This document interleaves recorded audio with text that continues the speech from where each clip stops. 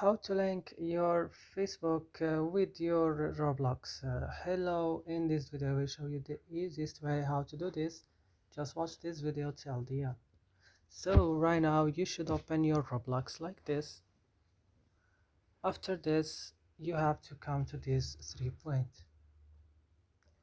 and come to your settings and open then not privacy, guys, sorry, account information, the first option,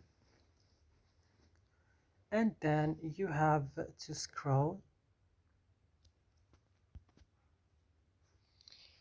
You will find here social networks, and the first social networks is Facebook. You will type here your link or your Facebook link and it will link it automatically.